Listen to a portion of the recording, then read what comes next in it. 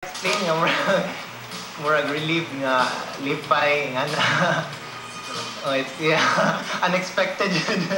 Puno sa kalipay dihang among nahinabi si Ray Perez II. Siya mao'y top 1 sa MedTech board exam. Matod ni Perez, naghimo siya sa presentation report sa iyang amahan nga usa ka doktor. Dihang mitawag yang higala ug gisulti sa maayong balita.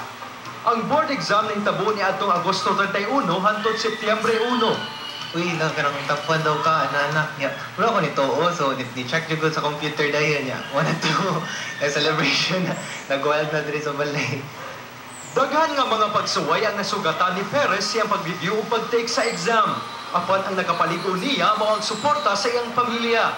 Ako kaysa nga natamang na ako kay siyempre ang mga prayers dyan importante din ang moral support kay usahay ka na sa'yo ma-feel na ako magtinapol na ako so ila kong encourage nga uy pagtuon pa na anak din ayaw na go give up bisag ka na nagkalisod na ka.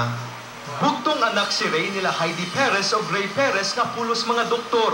Takong kalipay nila sa nakaot sa ilang anak. Mapadayon na siya medicine, kaya preparatory man niya para medicine. Nalipay kami sa iyang achievement nga nakuhaan, na-attain karon. So what may mag-expect na mo din na iyang makuhaan. Nigraduar si Ray isip cum laude sa Medical Technology sa Veles College. Karong usa na siya ka medical technologist, plano niyang mag-part-time practice o mupadayon sa kursong medicine. Jude Torres, ABS-CBN News. Oo, mabalik pa ang